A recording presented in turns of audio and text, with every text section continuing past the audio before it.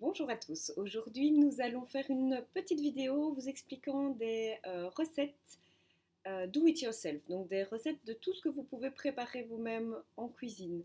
On va faire entre autres des laits végétaux, nous allons faire des farines, nous allons faire du sucre impalpable, nous allons faire des fonds de légumes, nous allons faire de la confiture, donc il va y avoir toute une série de recettes. Alors il faut savoir que comme certaines de ces recettes prennent un certain temps de cuisson ou de préparation, je vais scinder cet atelier en plusieurs étapes, mais tout sera remis dans une seule et unique vidéo. Voilà, donc nous allons commencer. La première recette que je vais faire, ça va être la recette de fond de légumes. Alors pour faire un fond de légumes, il va falloir des légumes et ainsi qu'une base huileuse, mais très peu, vous allez voir, du gros sel et des aromates. Donc le fond de légumes, c'est ce qui peut vous servir de base pour des bouillons, pour aromatiser différents de vos plats. L'avantage, c'est que c'est sous forme de pâte, donc vous le dosez comme vous voulez à la cuillère et il se conserve au frigo pendant plusieurs mois parce qu'il ne contient pas de matière qui peut poser problème comme de l'œuf ou autre et qui rend la date de péremption plus courte pour vos produits. Alors commençons. On va commencer par mettre un petit peu de parmesan. Je me suis mise à la hauteur du Thermomix pour que vous puissiez me voir en même temps. Donc du parmesan que vous coupez, donc 50 g de parmesan que vous allez couper grossièrement et mettre dans le bol du Thermomix. On rajoute le couvercle et le gobelet doseur pour éviter les projections et vous allez mixer 10 secondes sur la vitesse 10.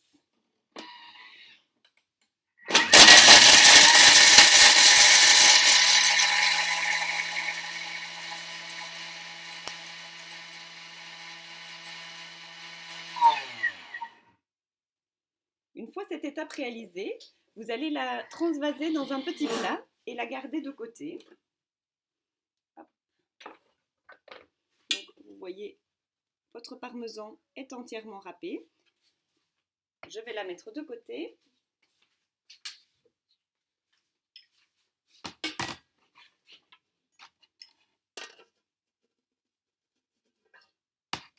Et la garder pour la fin de la recette. Ensuite, j'ajoute 200 g de céleri en branches coupées en morceaux. Donc vous voyez, j'ai la partie feuille, j'ai la partie branche également. Donc vraiment coupé grossièrement. J'ajoute tout ceci. Voilà. Je vais ajouter également 250 g de carottes coupées en gros morceaux.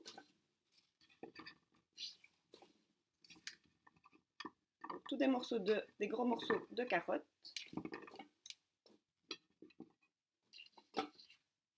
J'ajoute ensuite 100 g d'oignons coupés également en gros morceaux, donc c'est-à-dire plus ou moins en 4.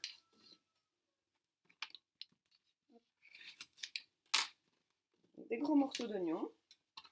Vous voyez qu'il ne faut pas faire dans le détail au niveau de la découpe, hein. Ce sont vraiment de gros morceaux. De toute façon, le résultat final va être mixé. Vous ajoutez à ceci une belle tomate, donc 100 g de tomates coupées également en 4. 150 g de courgettes coupées en morceaux également.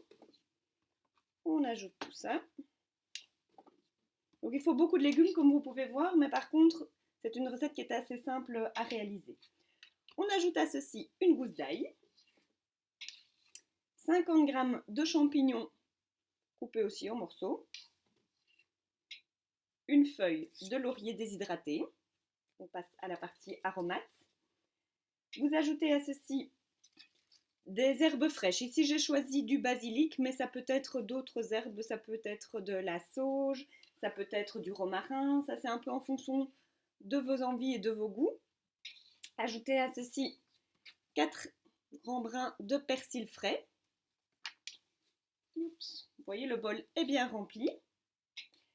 Et ensuite, on va insérer le couvercle. On insère le couvercle et on va mixer sur 7 pendant 10 secondes.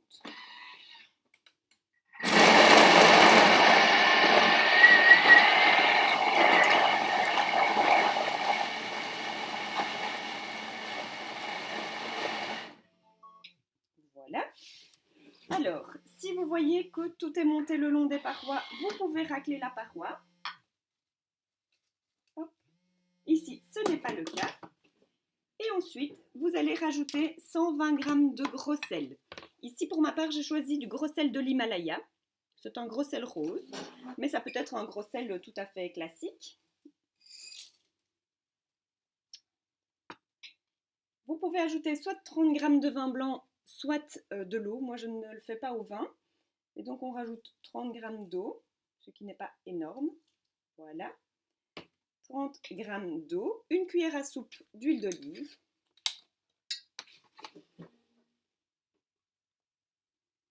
Voilà. Et ensuite, vous allez insérer le gobelet, cette fois-ci sans le couvercle, sans le gobelet doseur. Vous allez remplacer le gobelet doseur par le panier de cuisson pour éviter les projections, mais en laissant la possibilité à la vapeur de s'échapper. Et vous allez lancer la cuisson pour 35 minutes sur la vitesse Varoma, donc, sur la température Varoma, donc ça veut dire la température la plus chaude. Et vous allez mettre les hélices sur 2, donc 35 minutes, température Varoma, puissance 2. Je vais faire une petite pause dans la vidéo et on se retrouve tout de suite dès que c'est cuit. Nous voici à la fin du temps de cuisson donc, de notre recette. Alors, la préparation, il faut savoir qu'elle est encore un peu liquide mais qu'elle va épaissir avec le temps. Donc, on enlève le panier doseur, le panier vapeur ainsi que le couvercle. On va ajouter le parmesan râpé. Vous vous rappelez qu'on l'avait laissé de côté en début de recette. Alors, si vous souhaitez voir à quoi cela ressemble à l'heure actuelle, donc il y a toute une pâte dans le fond, que je vais d'ailleurs redescendre grâce à la spatule. Voilà ici. Hop.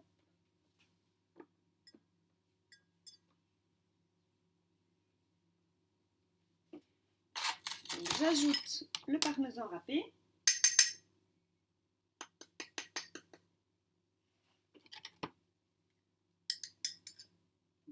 Voilà. Je vais remettre le couvercle et le gobelet doseur et je vais mixer sur la vitesse 4 pendant 1 minute. Donc 1 minute vitesse 4 sans température. Voilà. Pour rendre la pâte homogène.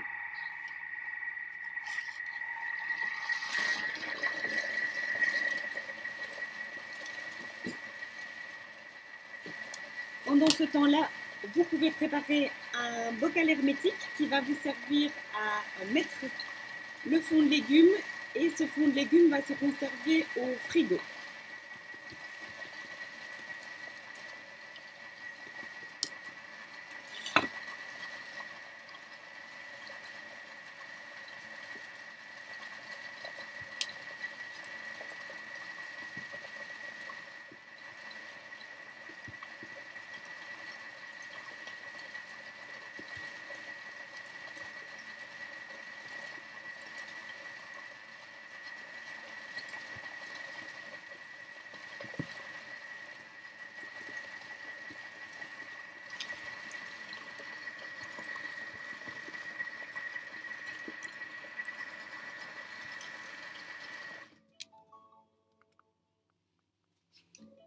Voilà, on clique sur suivant et votre préparation est prête. Comme vous voyez, elle est très chaude.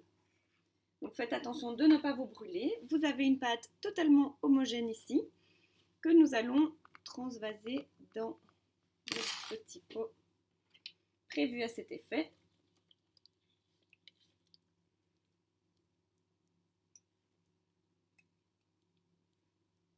Pour ceux qui ont déjà le Thermomix, vous pourrez remarquer que je n'utilise pas la spatule du Thermomix. C'est simplement parce que je l'ai oublié chez moi ce matin en partant avec mon matériel. Mais c'est quand même la plus pratique pour ce genre de manipulation. Voilà, donc je vous présente votre fond de légumes à utiliser à la cuillère Donc pour mettre dans vos différentes préparations, dans vos soupes, dans vos plats de pâtes, dans vos préparations de poulet ou de légumes au four. Donc ça va vraiment être un exhausteur de goût. Et l'avantage, c'est qu'il n'y a pas de quantité de sel démesurée, ni de conservateur. Donc ça, c'est quand même un très grand avantage de ce produit. Voilà, il se conserve de nombreuses semaines au frigo. Si vous avez des questions, n'hésitez pas à me les communiquer par message ou autre. Et je vous retrouve dans quelques minutes après avoir fait la vaisselle de mon Thermomix. À tout de suite. La recette suivante va être une recette de mayonnaise. Vous allez voir, la mayonnaise, c'est vraiment la recette de Thermomix la plus simple à réaliser. Il va vous falloir très peu d'ingrédients, une base d'huile, un œuf et alors vous rajoutez, si vous le souhaitez, du jus de citron, de la moutarde. Ici dans la recette, on va faire ça avec une moutarde à l'ancienne. Alors pour commencer, on va mettre le couvercle sur le bol du Thermomix. Vous le placez simplement comme ceci et par-dessus, vous allez déposer un récipient qui va pouvoir contenir l'huile.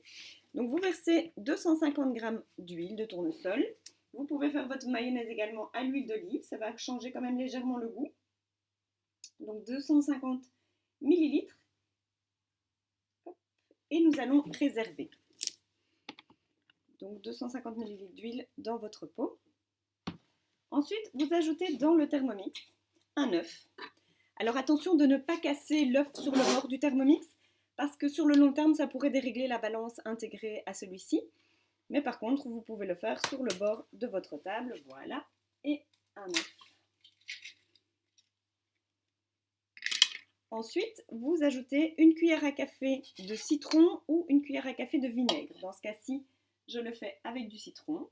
Voilà, une cuillère à café de citron. Et 2 cuillères à café de moutarde. Ça, c'est totalement facultatif. Moi, j'aime bien avec de la moutarde à l'ancienne, donc de la moutarde qui contient des petits grains de moutarde. Comme pour l'œuf, vous ne tapez pas avec votre cuillère sur le bord du Thermomix pour éviter de dérégler la balance. Voilà. Ensuite, vous rajoutez un petit peu de sel, un petit peu de poivre, donc en général l'équivalent de 2 pincées de poivre moulu et l'équivalent d'une demi-cuillère à café de sel. Voilà.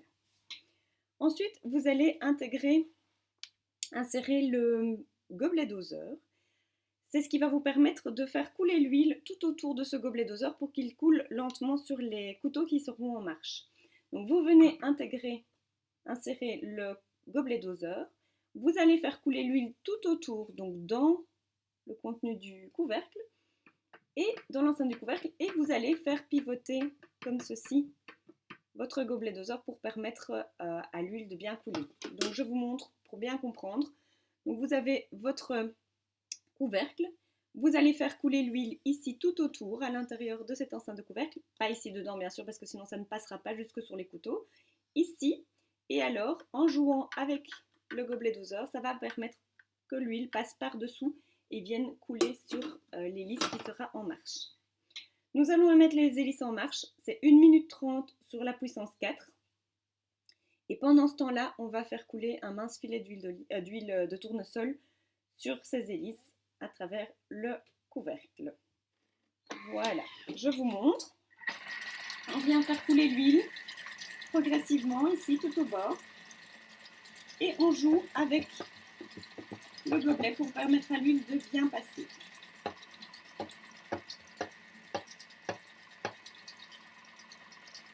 Et progressivement, vous jouez avec le gobelet doseur pour permettre à l'huile de bien couler sur les couteaux en marche. Voilà, vous pouvez verser votre huile entièrement et continuer de jouer avec le gobelet doseur jusqu'à ce que toute l'huile soit tombée sur les couteaux.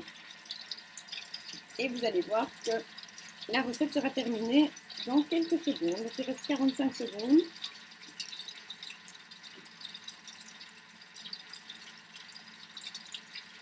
Pendant ce temps-là, vous pouvez préparer un récipient hermétique dans lequel vous allez mettre votre mayonnaise. Alors il faut savoir que c'est une mayonnaise, donc elle est réalisée avec un œuf cru. C'est pourquoi il ne se conserve que 3 semaines maximum dans votre frigo. Donc 3 semaines au frais. Malheureusement, après ça, si elle n'a pas été consommée, il faudra l'ajouter. Donc, pour rappel, il s'agit d'une recette avec une base d'huile de tournesol dans ce cas-ci, et de d'œufs, à laquelle vous pouvez ajouter notamment de la moutarde, du jus de citron pour varier au niveau des goûts. Voilà, dans quelques secondes, c'est prêt. Et nous allons regarder le résultat. Voilà, et vous avez une toute belle mayonnaise que nous allons mettre en pot. Je vais chercher un petit pot.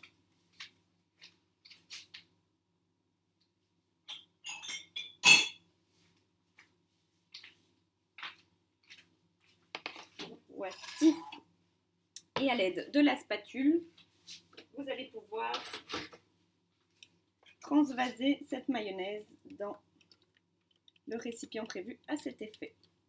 Je vous montre tout de suite le résultat final. Et donc, comme je l'ai dit, bien conservé au frigo.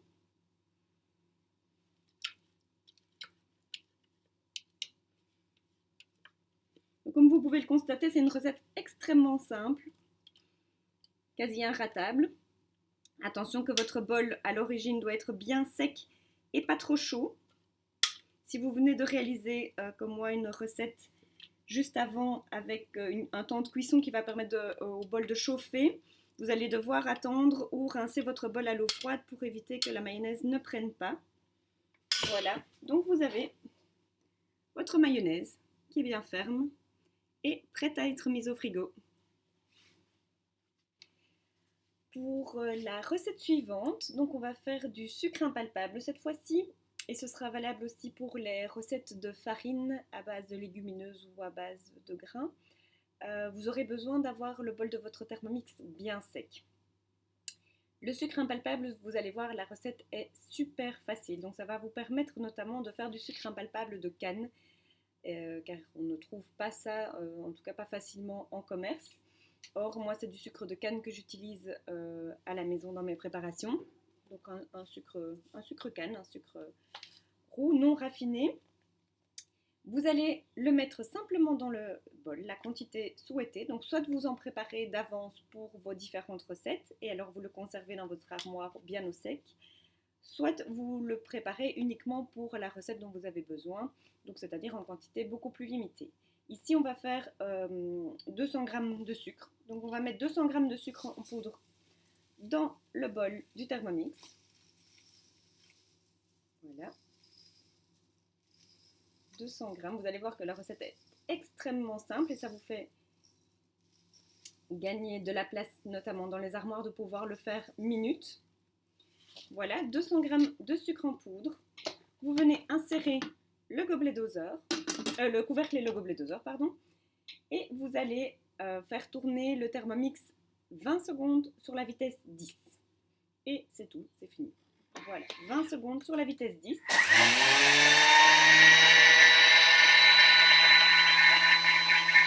Vous voyez qu'il y a de la fumée qui s'en échappe. C'est simplement de la poussière du sucre.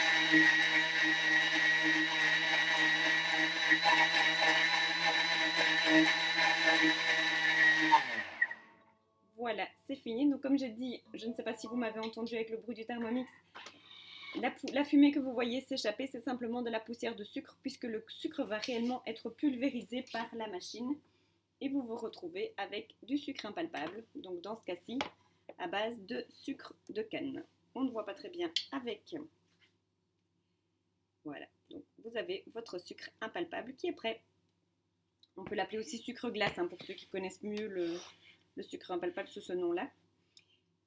Et nous allons réaliser tout de suite aussi une recette de farine. Deux recettes de farine. Une recette de farine de lentilles et une recette de farine de riz. J'avais proposé de faire une recette de sarrasin, mais ce sera exactement la même chose. C'est juste que je n'avais plus de sarrasin en grains. Mais donc nous allons faire ça tout de suite. Voilà, donc voici donc notre sucre impalpable mis dans un récipient qui va pouvoir être conservé donc dans une armoire bien au sec. Nous allons maintenant faire une recette de farine de lentilles. Alors ça c'est très intéressant pour les personnes qui veulent faire des burgers végétariens pour les personnes qui sont intolérantes au gluten notamment. Il faut savoir que toutes ces farines, qu'elles soient farine de légumineuses, donc farine de pois chiches, farine de lentilles, farine même de fèves, ou bien farine de pois, ou bien tout ce qui est farine de riz, farine de sarrasin ou autre, ce sont des farines qui sont très onéreuses. Et pour éviter d'en accumuler des quantités non plus, des quantités dans vos armoires, vous pouvez les faire du coup vous-même ici au Thermomix. Pour cela, que vous faut-il? Il vous faut 250 g de légumineuses ou de céréales. On le fera juste après avec le riz, comme ça vous voyez les deux. Vous mettez les 250 g de lentilles dans votre Thermomix. Vous insérez à nouveau le couvercle et le gobelet doseur, toujours bien le gobelet doseur pour éviter les projections. Et pendant 1 minute, nous allons mixer sur la vitesse 10.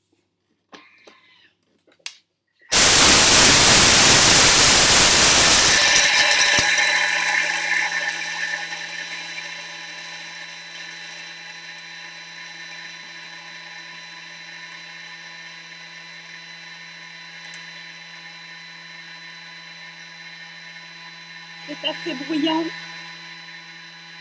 mais ça ne dure pas très très longtemps. Il reste déjà plus que 30 secondes. Et nous allons utiliser un bocal pour le stocker de nouveau bien au sec dans votre armoire.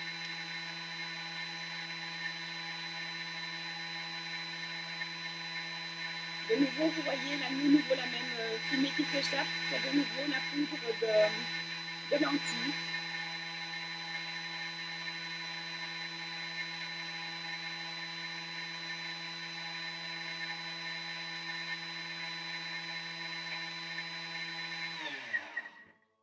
Et votre recette est terminée, donc vous pouvez l'utiliser en fonction de vos besoins. Vous voyez que ce sont des recettes extrêmement simples. Donc ici, on a une farine un peu jaune. La farine de lentilles est toujours un peu plus jaune. Vous la transférez dans votre bocal et vous êtes reparti pour une autre recette. Dans ce cas-ci, nous allons faire une farine de riz. Pour la troisième et dernière recette du même type, c'est de nouveau la même chose. Un bol bien sec, 250 g de céréales, de grains. Dans ce cas-ci, je le fais avec du riz. Vous mettez les 250 g de riz dans votre bol et comme pour la dernière fois, vous insérez le couvercle et le gobelet doseur. Vous mettez sur la vitesse 10, donc vous mettez le Thermomix vitesse 10 pendant 1 minute et votre farine de riz est prête.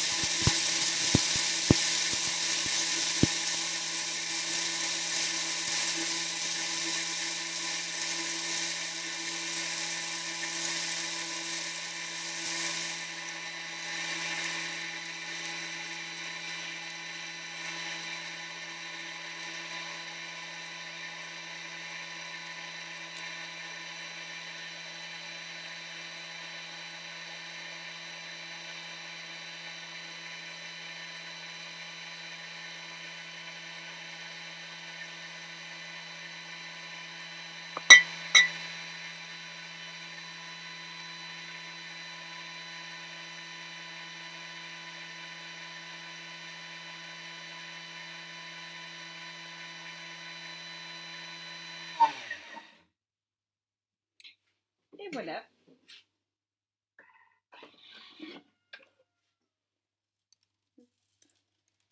Cette fois-ci, une farine de riz que vous pouvez de nouveau utiliser dans vos différentes préparations.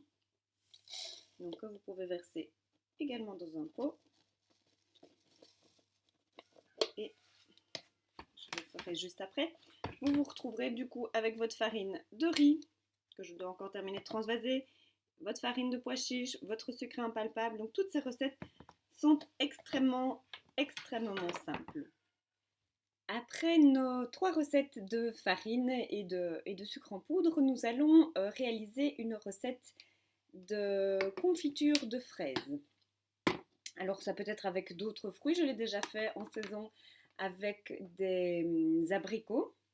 Donc ça c'est une recette de nouveau très simple. Ça va vous permettre, même quand ce n'est pas la saison, de pouvoir faire des confitures minutes avec les fruits que vous souhaitez. Il vous suffit pour cela en saison de congeler les fruits et de les ressortir tout au long de l'année. Ça évite d'avoir des conserves de confiture dans lesquelles il faut mettre vraiment trop de sucre, parce que dans ce cas-là, la durée de conservation pourrait être beaucoup plus longue. Tandis que dans ce cas-ci, comme on va limiter fortement la quantité de sucre, mais ce sont des confitures qui ne conservent pas très longtemps et qui conservent au frigo. Donc ça va vous permettre de faire 1 ou 2 pots régulièrement et alors vous en refaites quand vous n'en avez plus suffisamment.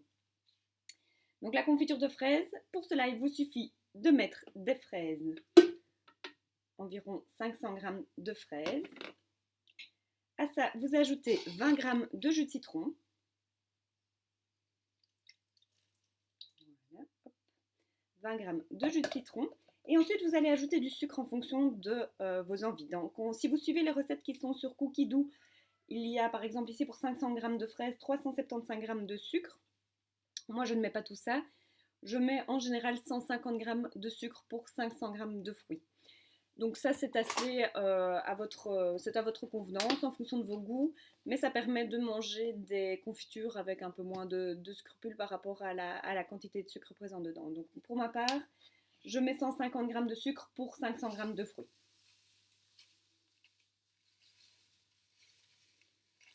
Voilà, donc là, j'ai mis les 150. Voilà. Ensuite, vous allez mettre le couvercle sans le gobelet doseur par-dessus. Et vous allez mettre le petit panier vapeur que vous pouvez remettre, le petit panier de cuisson que vous pouvez déposer par-dessus. Ça va éviter les projections. À partir de ce moment-là, vous n'avez plus rien à faire. La confiture va se faire toute seule, sans accrocher dans le fond. Et vous aurez une délicieuse recette prête en une grosse demi-heure. Vous sélectionnez 35 minutes de temps de cuisson sur la température Varoma et vous tournez la molette, le sélecteur de vitesse sur 1. Donc 35 minutes, température Varoma. Donc pour rappel, c'est la température la plus haute que vous pouvez faire en tournant votre curseur. Et sur la vitesse 1. Et si vous vous rendez compte à la fin du temps de cuisson qu'elle n'est pas assez prise, vous pouvez prolonger de quelques minutes votre temps de cuisson. Mais il faut savoir que la confiture va être encore assez liquide quand vous allez la mettre en pot. Et puis, elle va se figer un petit peu au frigo. Donc, comme je l'ai dit, ça permet de faire 1 ou 2 pots en fonction de la taille de vos pots. Mais surtout, ça se conserve au frigo comme il y a très peu de sucre dedans. Donc, même quand elles ne sont pas ouvertes, vous les conservez au frigo. Et ça vous permet de varier un petit peu plus tout au long de l'année vos confitures. Nous voici au bout de la recette de confiture. Donc, pour rappel, on avait eu 35 minutes de temps de cuisson. Et vous pouvez voir que la confiture a bien pris. Je ne sais pas si vous le voyez d'ici. On va la transvaser directement dans un pot. Vous pouvez soit attendre, comme moi ici, qu'elle refroidisse dans le bol du Thermomix, soit la transvaser directement et la laisser refroidir en pot, en faisant bien attention bien sûr de ne pas vous brûler au moment où vous transvasez la confiture bouillante dans le pot et où vous manipulez vos pots de confiture.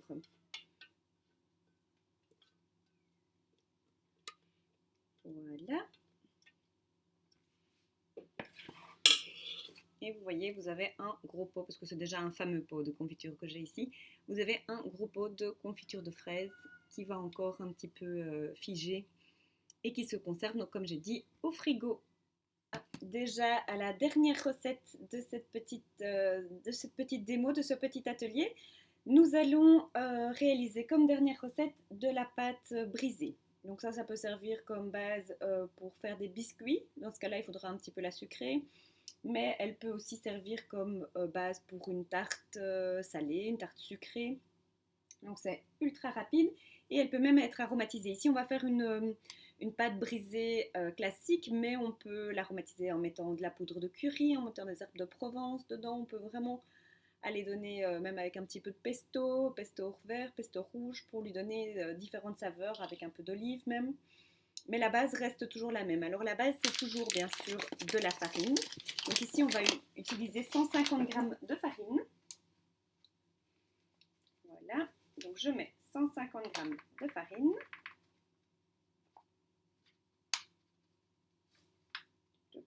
Voilà. J'ajoute à ça 75 g de beurre, coupé en petits morceaux. Voilà.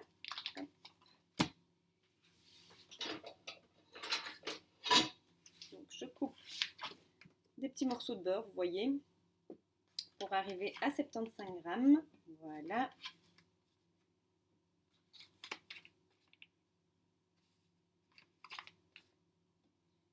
Nous y voilà. J'ajoute à ça un petit peu de sel, 50 g d'eau, donc très peu au final. Voilà. Et vous insérez le couvercle et le gobelet doseur. Et pendant 20 secondes, vous faites tourner le Thermomix sur la puissance 4. Donc 20 secondes puissance 4, sans température.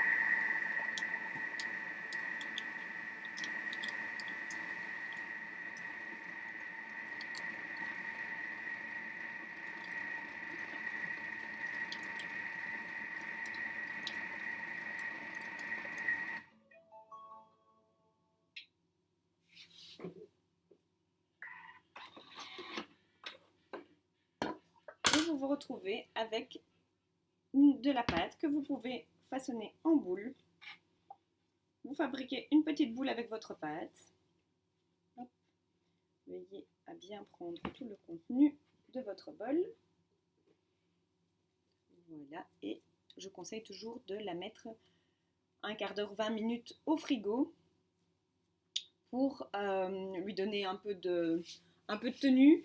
Et comme ça, vous pourrez l'aplatir au rouleau à pâtisserie et en faire ce que vous voulez par la suite. Donc vous voyez, pâte brisée, quelques minutes. Vous pouvez, ici j'ai utilisé de la farine blanche, mais vous pouvez utiliser de la farine complète ou un mix de farine, comme on a vu tout à l'heure, de farine blanche, farine de lentilles, ou faire ça avec d'autres farines de votre choix. Et vous avez votre pâte brisée, donc votre base de pâte sucrée ou pâte salée, donc de tarte sucrée ou tarte salée, pardon, faite en un temps express. Si c'est pour en faire un fond de tarte, ce que je vous conseille de faire, c'est de l'aplatir au rouleau, donc après les 15-30 minutes au frigo. Vous la piquez, vous l'étalez dans le fond de votre moule à tarte, et vous la piquez avec une fourchette et vous l'enfournez 10 minutes environ à 180 degrés. Comme ça, elle a déjà une petite pré-cuisson. Et voilà, donc n'hésitez pas, si vous avez des questions par rapport à tout ce qui a été vu pendant cette vidéo, si vous voulez d'autres recettes, n'hésitez pas à me le dire. J'avais parlé au départ de faire une recette de pâte feuilletée, mais comme il y a énormément de temps de pause, en fait la pâte feuilletée se fait de manière très facile, oui, très rapide et très facile, mais il y a à chaque fois des temps de pause au frigo pour vraiment que la pâte puisse se former de manière correcte.